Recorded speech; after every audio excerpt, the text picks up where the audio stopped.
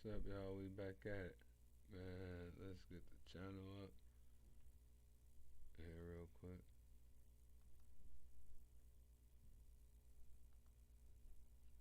Alright, we back at it with another Mr. Ballin. Never ask this question unless you want to die. Let's get into it, man.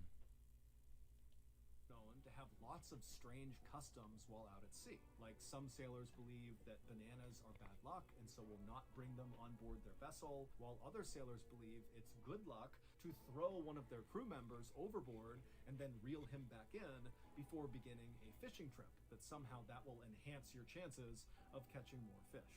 But while a lot of these customs of the sea are pretty harmless and kind of goofy, there's one custom of the sea that is not at all. It is extremely serious and very, very dark. It's known simply as the delicate question, and in short, once a sailor asks this delicate question under certain circumstances, there's no going back for that crew. And today, we're going to learn about one of the most famous examples of this custom being carried out in real life. But before we get into today's story, if you're a fan of the strange, dark, and mysterious delivered in story format, then you come to the right place, because that's all we do, and we upload once a week. So, if that's of interest to you, please go through all the Like Button's social media posts and correct their spelling and grammar in the comments section. Also, please subscribe to our channel and turn on all notifications so you don't miss any of our weekly uploads. Okay, let's get into today's story.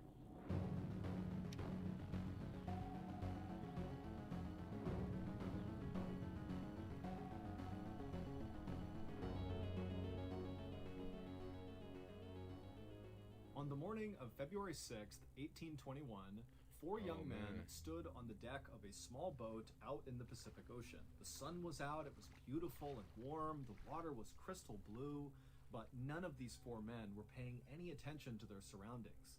Instead, all of them were just standing there in total silence, staring at each other. Finally, one of the four men spoke up. His name was Owen Coffin, and he was 18 years old. And Owen, like the other three men, had grown up on the water. In fact, all four of these men had grown up on the small island called Nantucket off the coast of Massachusetts, where the main industry there was whaling, which meant sailors like these four men would go out and hunt whales and slaughter them for their oil. So, from the time Owen and the rest of these men were very little, they were out on the water learning how to sail, and they were also learning the customs of the sea. And there was one custom in particular that Owen wanted to talk about right now with the other three men. So, in a very serious and hushed tone, Owen asked the question of the other three men that sailors referred to as the delicate question. And after Owen asked the so-called delicate question, the other three men, who were already very serious and just kind of standing there in silence, suddenly their eyes started to go wide and their mouths went agape. And then again, all of the men just kind of fell into total silence. The only sound they could hear was the splashing of the waves against the side of the boat. The captain of this vessel was a man named George Pollard. He was... Man, that dude look like he's seen something that fucking put the fear fucking something in him, boy. 28 years old, and he was actually Owen's older cousin. And what George wanted to say to Owen in response to his delicate question was no. But George didn't say that. Instead, he just put his hands up over his mouth and stared kind of incredulously at Owen and the other two men, who were also teenagers. Their names were George and Barzillai. And as he stared at these other three men, he realized that their answers to the delicate question was a resounding yes. Yeah, after this, we're gonna find another one. They had to do this. And even though George could totally override them because he was the captain and so technically in charge, he knew in this situation, under this particular custom, he couldn't overrule them. And so, with his hands still over his mouth, George just nodded a yes. Yes, let's go forward with this custom. And so, with a unanimous decision to move forward, Owen slowly reached down and pulled out the ship's logbook from underneath one of the seats behind him. And then he opened up the book and he flipped to the back pages of the logbook, which were totally blank, and he grabbed one of the pieces of paper and he ripped it out of the book. Then Owen began to rip this piece of paper into strips. First, he ripped 3 identically long pieces of paper, and he held up all 3 at the same time to show the others that these are the 3 that are the same. And each of the 3 nodded their head. Yes, we see that. And then Owen reached down, he grabbed the paper again, and he ripped a 4th strip out, and this one was dramatically shorter than the other 3. And so Owen held up this much shorter piece, and he showed Charles, George, and Barzillai, and again, they all kind of nodded in agreement. Yes, we see, that's the short piece. And so once the whole group was satisfied that they had their 4 strips, Owen took off his hat, he put all 4 strips inside, mixed it around, and held out his hat. It was time. The first man to reach into Owen's hat was Owen's older cousin and the captain, George.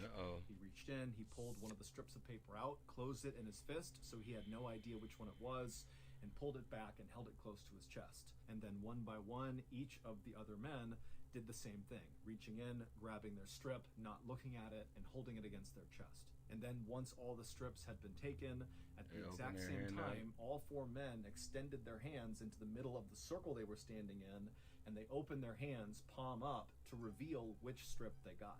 And George, Charles, and Barzillai all had the identical long pieces, and Owen, the 18-year-old, the younger cousin of the captain, the one who had ripped up the strips, he had the short strip. And immediately, when his older cousin, George, saw this, he yelled out, "No, let me take that one." But Owen said, "No, this is customary. I want this." And so after a few moments of the men kind of collecting themselves and calming down, Charles then grabbed the... Bro, how in the hell did they end up out there? Didn't even hear how he said they ended up out there. The logbook again, flipped to the back of it, pulled out another blank page, and he ripped it into strips again, except now he was only ripping them into 3 strips, 2 long that were identical and 1 short. And once again, as he ripped them, he held them up to show the other men, to show this was a fair process. Then Charles took off his hat, put the 3 strips inside, and extended it to George and Barzillai. Owen was not a part of this round. And so George and Barzillai, one by one, reached in, took their strip, held it to their chest, and then Charles, he would take the last strip, he would hold it to his chest, and then once all the men had their pieces, they held their hands out into the middle of their now smaller circle, they opened their hands, palm up, and this time it would be Charles, the man who ripped up this second round, who would discover he had the short strip. And as soon as Charles saw this, he threw it on the ground and he ran to the other side of the boat and began screaming, "I can't do this! I can't do it!" Meanwhile, Owen, George, and Barzillai didn't even move or flinch. They just stood there waiting for Charles to calm down, because they knew he knew this was a very important custom, and once you begin doing it, you can't just stop. Charles would have to come back over and play his role.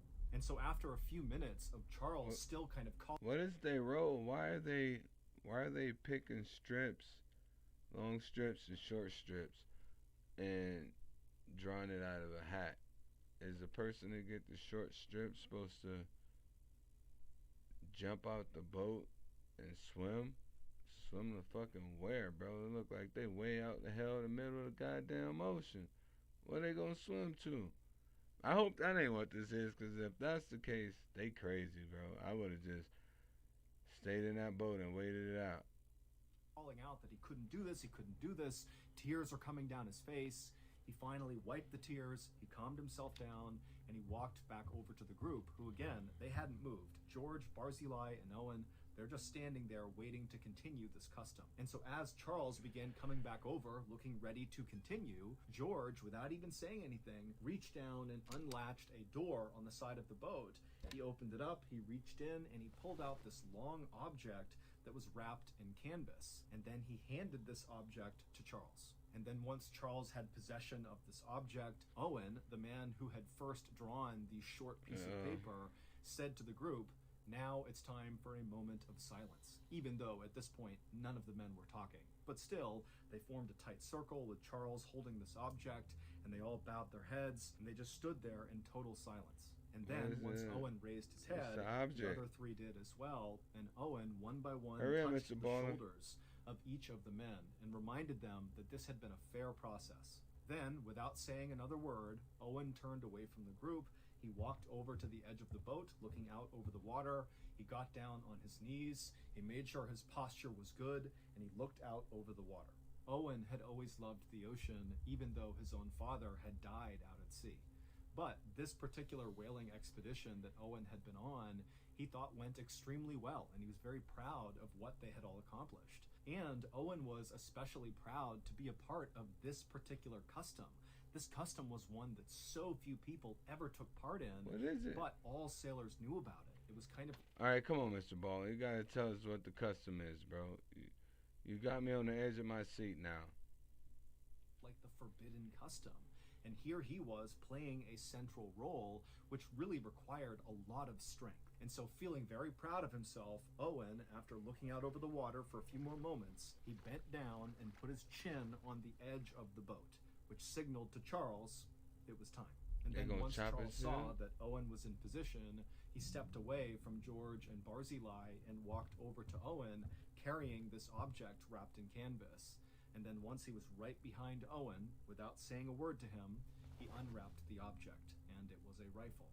And once the rifle was uncovered, he placed the barrel against the back of Owen's head and then fired a shot. And instantly, Owen slumped to the ground, dead, and Charles kind of staggered back and fell on the deck and let out this strangled scream. He couldn't believe what he had just done, but he knew there was no other choice. Once they decided... Wait, these dudes get stuck out on a boat in the middle of nowhere, and their tradition or custom, you get stuck, somebody gotta die. What the fuck, bro? What? Oh man, that's crazy. To do this sacred custom, they Bro. had to take it to the end.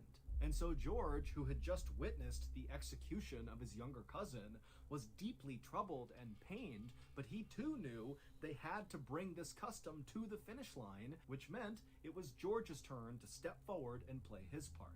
And so George walked up to his now dead younger cousin, and George pulled out a serrated knife and cut off Owen's head.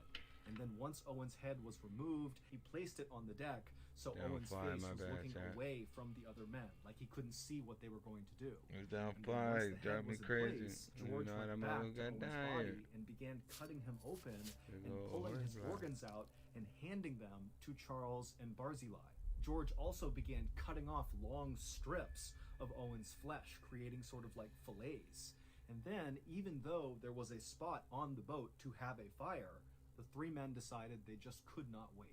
And before long, the only sound that could be heard on board this little boat floating out at sea on the Pacific Ocean was the sound of Charles, George, and Barzillai tearing into Owen's raw flesh with their teeth, turning their beards bright red with his blood. The delicate question that Owen asked the other men at the beginning of this story was one of the most feared questions amongst sailors. And it was only asked if there was a shipwreck or some sort of emergency that happened out at sea, which meant the group had almost no chance of survival. Only in those circumstances was the delicate question appropriate. And what it was, do we draw lots to determine which one of us dies so the other can eat them in order to have a better chance at survival? And so during that first round... What the... Snickle Fritz. See, yeah, them people crazy. Them people all crazy. When Owen had drawn the short strip of paper, that determined he would be the one who was murdered and eaten. And then in the second round, when Charles drew the short strip of paper, that meant he would be the one to kill Owen. On February 6th, 1821, the day that Owen posed the delicate question, he and the other three men had been lost at sea for the past 3 months after a whale had struck the side of their whaling boat and left them adrift with almost no food and no water. There had been other men on board the Essex who had died from starvation and exposure, and their bodies had been consumed by the surviving sailors until on February 6th, they were down to just these 4 men and no more bodies to eat, which is why they decided it was time. They had to ask the delicate question. 17 days. Bro. I I couldn't be no seller, and I'm not about to eat no human flesh, bro. I don't know what type of timing they was on, but crazy. Days after Owen sacrificed himself so the others could eat him, another boat happened to drift past the stranded Essex boat, which now only contained Charles and George. Barzillai had died of starvation 5 days after they killed Owen, and Barzillai had been eaten by George and Charles as well. And as this other ship passed by the Essex and they looked on board, all they saw were skeletons of the men that had died and been eaten, and Charles and George were on opposite ends of the boat, curled up in a ball, chewing on human finger bones, trying to get the last bits of flesh off. And their bodies were totally emaciated, their hair and their beards were wild, they looked totally feral. And then, when this boat actually came up alongside the Essex and boarded to rescue Charles and George, Charles and George looked terrified. It was like they had totally lost their grip on reality. They had been lost at sea for 94 days and had consumed all of their friends, and so it makes sense they might go kind of crazy. But after this crew was able to get Charles and George fed and get them water and cleaned up, they kind of regained their composure and their sanity, and they were very thankful and happy to be alive. The story of what happened to the crew of the Essex quickly spread all around the world, and in fact, it served as inspiration for Herman Melville to write his classic American novel, Moby Dick. That's crazy. On March 22nd, 1994, 4 people were sitting in a circle inside of a dark hotel room in England. In front of them was a homemade Ouija board. The 4 people in the hotel room reached out one finger each and placed that finger on a glass cup that was flipped upside down, resting in the middle of this Ouija board. After looking around at each other nervously, one of the 4 people began to speak out loud. They asked the room if there were any spirits with them right now, and nothing happened.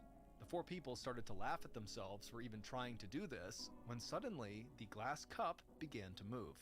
As the 4 people stared at each other, trying to figure out if one of them was moving the cup on purpose, the glass cup slid all the way to the corner of the board and came to a stop over the word yes. This Ouija board session would not only become one of the most famous Ouija board sessions of all time, but also it would have a dramatic impact on a major criminal case.